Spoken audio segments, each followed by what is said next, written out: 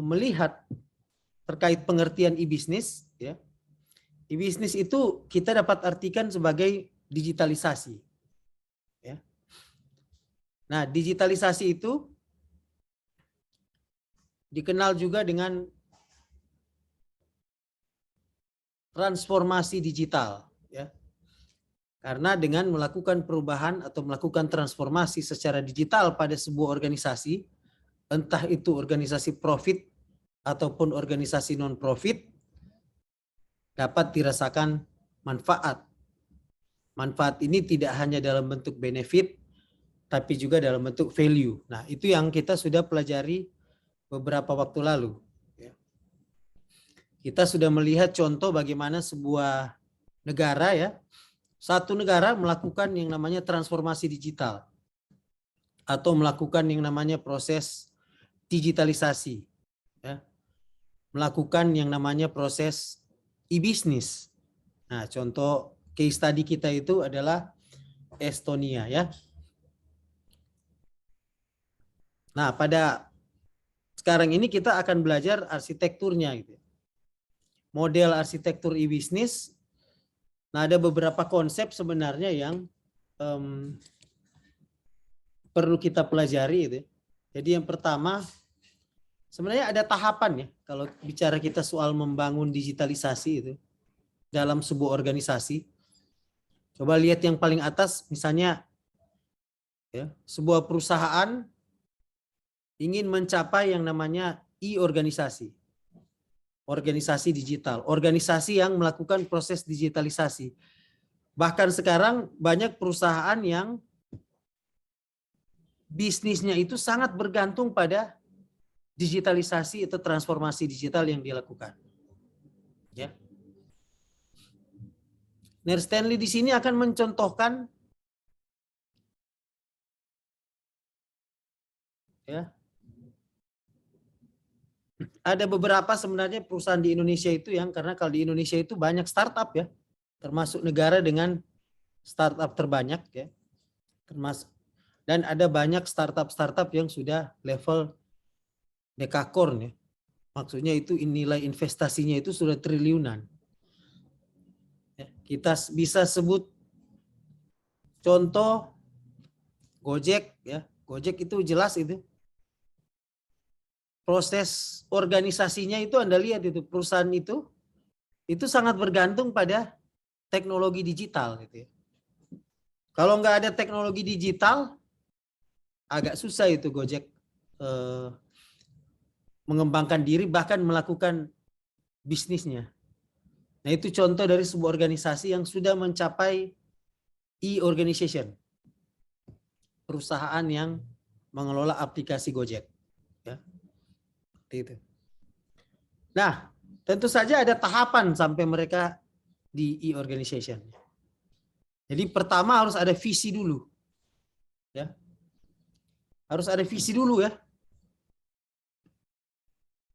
Nah, visi dari pengembang Gojek itu jelas itu, ya, Pak Nadiem Makarim itu dia ingin menyediakan layanan. Anda bisa buka website perusahaan tersebut, ya. Datang dari sebuah kebutuhan, ya, kebutuhan pribadi beliau itu, bahwa untuk mendapatkan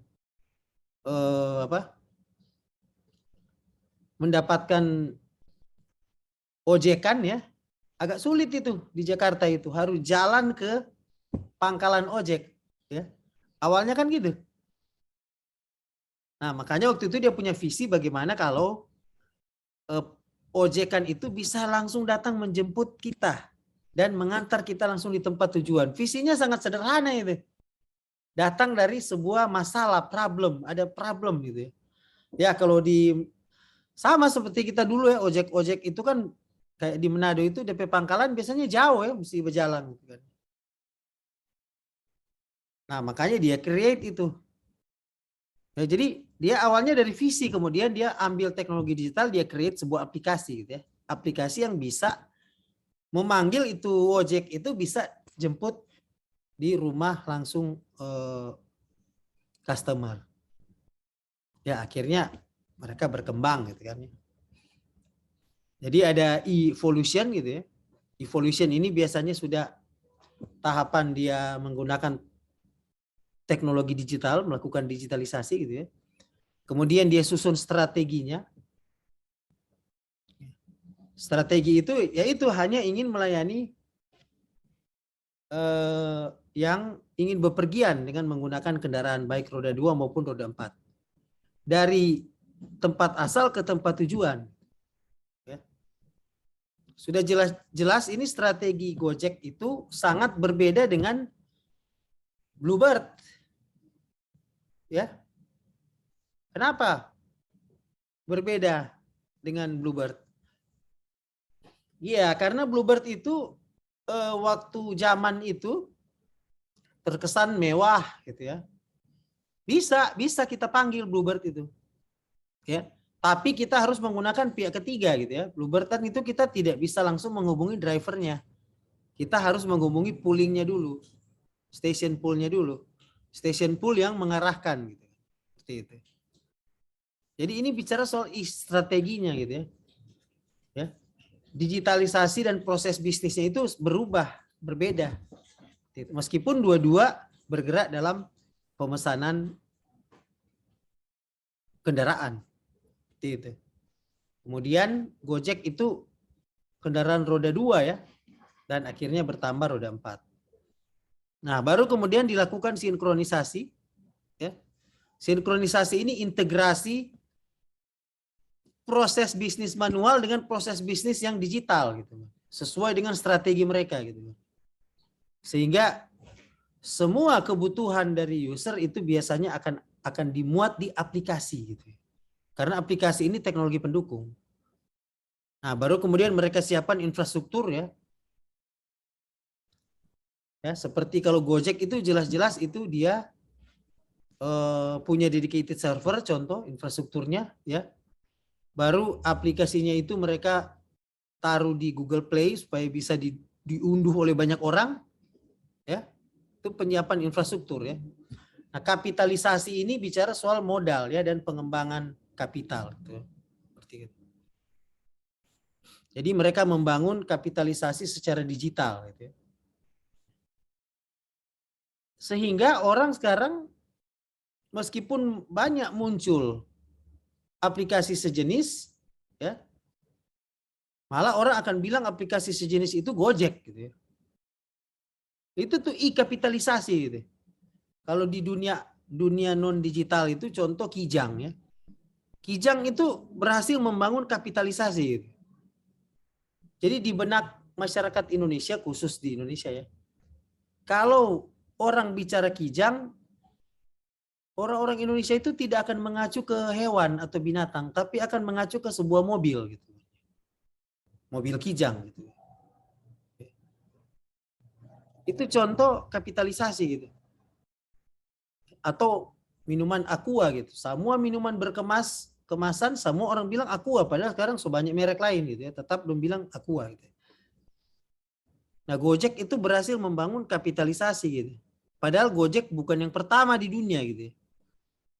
Sudah ada lebih dulu beberapa perusahaan online ya di luar negeri.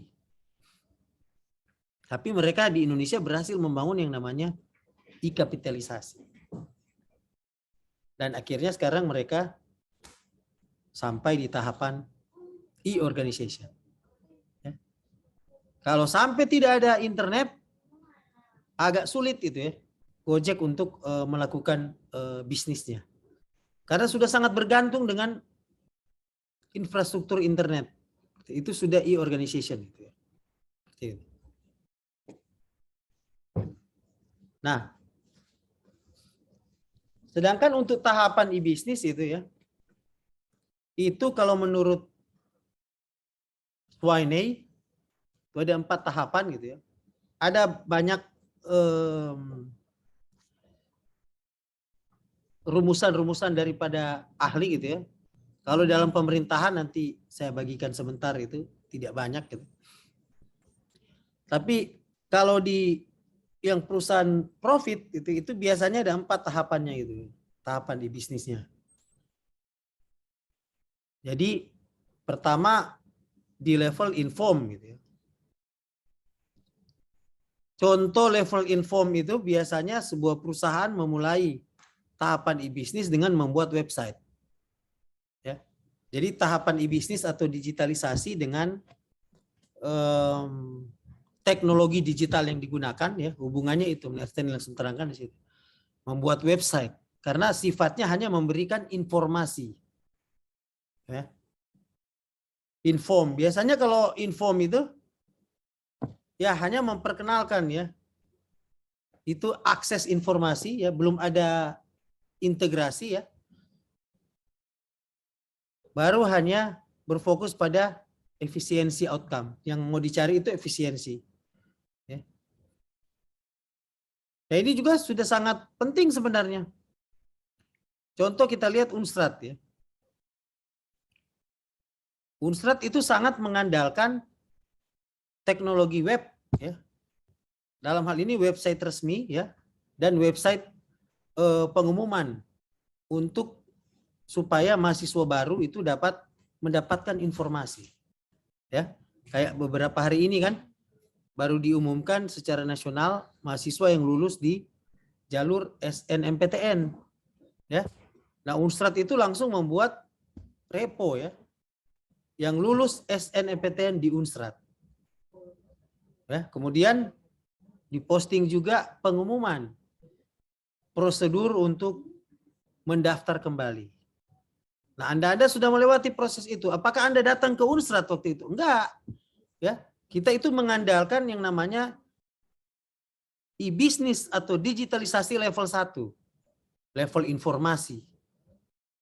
Sehingga mahasiswa yang jumlahnya ribuan gitu ya, tidak harus datang ke secara fisik di Unstrat ya. Tapi hanya perlu melihat informasi yang ada di website. Ya, itu contoh tahapan e-bisnis yang pertama mengandalkan informasi, hanya fokus di information access. Jadi lebih ke masalah efisiensi. Outcome, hasil yang ingin dicapai itu efisien gitu ya. Bayangkan kalau mahasiswa baru harus bertanya informasi itu harus datang ke kantor pusat ya. Nah, penerapan teknologi web ini di Unstrat contohnya itu sangat meningkatkan penerimaan mahasiswa baru dari luar daerah. Sekarang itu sudah lebih dari 30% gitu ya. Mahasiswa baru Unstrat di luar dari Manado, Sulawesi Utara itu. Dari jumlah 24.000. Itu contoh itu ya. Jadi dari sisi tahapan e-bisnis, Unstrat itu untuk level 1 sudah terpenuhi. Level inform ya, menurut konsep dari pakar Swaine ya, yang dikemukakan di tahun 2001. Ya. Nah, baru kemudian ada tahapan yang namanya diotomatisasi gitu ya. Ya. Ini biasanya dia sudah di level proses. Sudah lebih dalam dari sekedar menggunakan teknologi web. Ini integrasi biasanya sudah terjadi. Baru sudah ada batch proses, ya, sudah ada dukungan database di sini. Ya. Baru yang dicari itu bicara soal outcome effectiveness. Jadi bukan lagi soal efisiensi, tapi bicara soal effectiveness. Ini jelas berbeda ini. Kalau efisien itu Anda harus pahami keseharian ya, day to day, aktivitas keseharian itu jadi efisien, jadi lebih murah. Kalau effectiveness itu mencapai tujuan, tercapai enggak tujuan? Jadi misalnya contoh Anda, ya, tujuannya kan menjadi sarjana komputer. Kenapa Anda kuliah? Karena tujuannya menjadi sarjana komputer, ya. Nah sekarang Anda belum efektif karena Anda belum mencapai tujuan menjadi sarjana komputer. Tapi Anda sudah efisien karena Anda sudah melakukan aktivitas ya tertentu setiap hari, belajar, ikut kuliah, mengerjakan tugas, membayar UKT, itu efisiensi itu. Dan akhirnya rekapitulasi dari 4 tahun efisiensi itu bisa menjadi efektif, bisa mencapai tujuan sebagai sarjana komputer. Ya. Nah, ada yang butuh waktu 5 tahun baru bisa efektif mencapai tujuan. Ada yang butuh waktu 6 tahun. Ya. Ada yang butuh waktu 7 tahun. Maksudnya semua DO, semua dapat tendang, baru dia jadi efektif. Seperti itu. Jadi beda-beda itu efisiensi dan effectiveness. Itulah sebabnya di dunia ini itu diukur itu skala apa kemajuan seseorang dan kemajuan sebuah bangsa itu dari sisi efisiensi dan efektivitas. Jadi misalnya mahasiswa X mencapai gelar sarjana komputer dalam waktu 7 tahun. Ya, berarti dia tidak efisien, efektif tapi tidak efisien. Ya, capai tujuan tapi tidak efisien karena membutuhkan waktu lama. Jadi tidak efisien tapi efektif dia mencapai tujuan. Seperti itu. Nah, baru kemudian ada yang satu kasusnya selesai kuliah, cum laude 3,5 tahun gitu ya. Berarti dia efektif dan sangat efisien gitu ya. Karena 3,5 tahun cum laude, berarti dia efektif dan sangat efisien. Tapi kemudian dapat kerja 4 tahun kemudian. Nah, berarti dia tidak efektif dalam mendapatkan pekerjaan. Seperti itu. Jadi efektif dan efisien kuliah tapi belum tentu dapat kerja efektif. Jadi dia 4 tahun nganggur. Lebih baik pada petamang itu 7 tahun kuliah langsung dapat kerja gitu kan ya. Seperti itu. Nah, ini bicara soal efisien effectiveness itu. Nah, kalau automate ya, proses tingkatan kedua di e-business, dia sudah mencapai tujuan, but processes di situ sudah menggunakan beberapa teknologi DBMS ya. Sehingga sudah mulai terjadi integrasi dan ada di level proses. Ini contohnya ini Inspire Unstrat ini. Inspire Unstrat itu adalah contoh bagaimana sebuah perguruan tinggi melakukan proses otomatisasi mulai dari level pendaftaran sampai level dia wisuda sarjana loh. Coba Anda lihat Inspire itu ya. Mendaftar itu langsung dapat NIM, langsung bisa pakai Inspire, langsung bisa kontrak mata kuliah, nilainya semua entry di situ. Setelah jumlah SKS yang mencukupi, dia bisa ikut KKT, ya kan? Aturannya begitu. Sesudah dia ikut KKT, dia bisa mengontrak skripsi.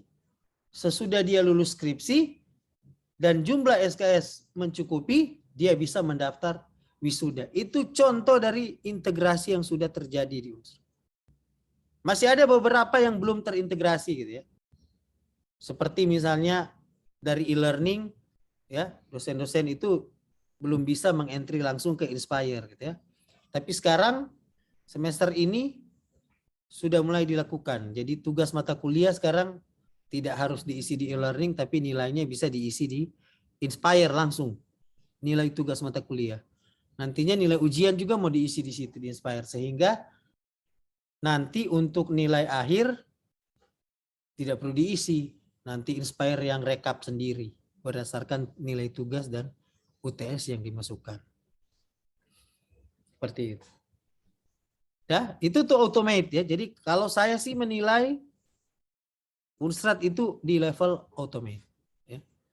Nah, kemudian ada level yang namanya level integrate. Ini masih jarang kita lihat ya. Tapi contoh yang paling bagus kalau menurut kita, kalau menurut Stanley ya, contoh yang paling bagus dari sebuah organisasi yang sudah di level integrate, Indomart dan Freshmart, Indomart dan Alfamart. Itu salah satu contoh perusahaan yang sudah di level integrate. Ya. Anda lihat itu ya, kalau Anda beli kopi, ya di Point Cafe Indomart yang ada di Megamas, itu berbeda harganya dengan Point Cafe yang ada di Karombasa. Berbeda harganya itu. Ya. Dan kalau Anda tanya pegawai Indomart, Alfamart itu, mereka tidak tahu harga barang ini gitu. Mereka harus mengakses dulu aplikasi yang ada di komputer di kasir. Kenapa? Karena setiap harga itu ditentukan dari kantor pusat dan berbeda-beda tiap hari. Seperti itu. Itu contoh yang integrate itu. Mereka sudah terintegrasi. Seluruh gerai Indomart, Alfamart itu dikendalikan dari pusatnya yang ada di Tangerang sana. Ada trompet satu mahasiswa alumni gitu yang bekerja di bidang IT di Indomart, Stanley Pembimbingan, Arif Yalisevich ya. Dia langsung direkrut di bidang IT, pertama kerja di kantor Sulawesi Utara, Gorontalo itu satu cabang ya yang ada di Kauditan sana. Kemudian sekarang dia sudah pindah di kantor pusat bidang IT gitu. Jadi Stanley banyak mendapat gambaran tentang proses bisnis Indomart, Alfamart. Itu orang sudah di level 3. Level integrate ya, sehingga platform mereka itu orang mau bayar apa aja, seperti anak saya kalau coba beli game online ya, bayarnya di Indomart, Alfamart gitu, pakai platform Exola gitu ya. Kenapa? Platform Exola itu ada webnya tersendiri, tapi daripada saya mau susah-susah di webnya Exola ya, lebih baik kita bayar di Alfamart saja. Kenapa? Karena platform Alfamart sudah terintegrasi dengan Exola gitu. Nah, kalau Alfamart dia banyak yang terintegrasi di situ. Sampai terakhir kita lihat bisa ambil duit ya, bisa ambil duit cash gitu kan, bank-bank tertentu gitu.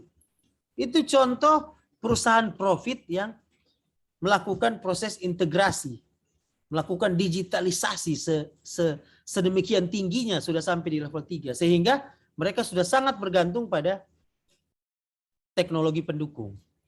Coba ngonilia kalau internet nak jadi di situ ya, atau terjadi gangguan sistem. Nyak bajalang dorang tidak bisa melakukan bisnisnya. Sampai mau bayar barang tidak bisa. Pernah kejadian begitu, Ner. Ya. Pas mau bayar gangguan sistem, batal semua transaksi bisnis. Itu contoh organisasi dengan level bisnisnya sudah makin tinggi.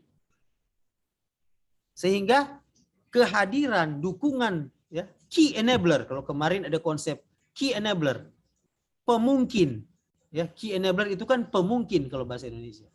Jadi organisasi bisa melakukan bisnis karena ada dukungan teknologi digital. Itu contoh di Indomart, Alfamart itu.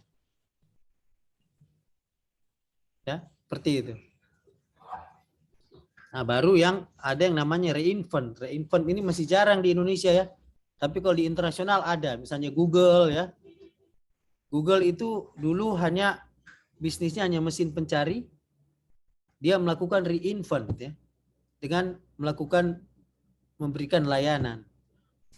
Dulu kan cuma orang pakai Google cuma for searching, tapi sekarang orang pakai Google Apps ya, buat mengetik, buat bekerja bersama, collaboration ya, Google Meet buat ngajar, itu contoh reinvent gitu ya. Mereka melakukan inovasi-inovasi bisnis untuk menciptakan keunggulan kompetitif. Ya. Kemudian setelah mereka itu capai itu, mereka juga melakukan reinvent alfabet. Mereka masuk ke bisnis artificial intelligence. Reinvent gitu.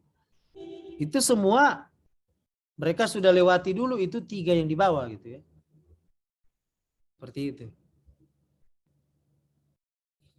Jadi ada tahapan-tahapan gitu, melakukan bisnis atau proses digitalisasi. Ya. Nah sekarang kalau kita lihat dari sisi government, hampir semua government kita itu masih di level inform dan level automate. Belum ada kan yang kita melihat sebuah pemerintah kota misalnya, contoh Jakarta misalnya dengan Jakarta Smart City, aplikasinya Jaki, coba Anda cek gitu Jaki. Ya. Dia itu belum sampai di level integrate gitu. Dia masih di level otomatisasi. Ya. Nah, Peduli Lindungi ya, produk dari Kementerian Kesehatan. Itu kalau menurut saya itu sudah masuk di level integrasi awal karena Anda lihat ya, Peduli Lindungi itu dia sudah mulai connect dengan e-hack untuk bepergian ya.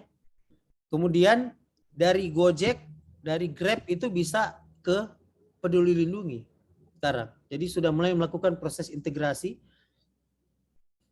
sudah mulai awal di situ. Makanya dari sisi tertentu ya, hadirnya COVID itu membuat banyak teknologi digital itu mulai diandalkan.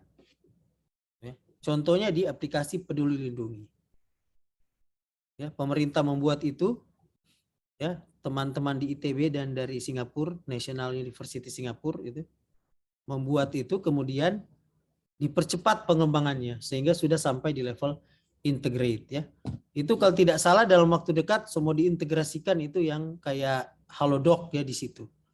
Sehingga orang sampai pesan obat ya bisa langsung di situ. Sekarang itu obat untuk pasien COVID masuk di situ, order ya, kalau status Anda positif, obat dibawa ke rumah. Itu contoh sudah mulai di level integrasi.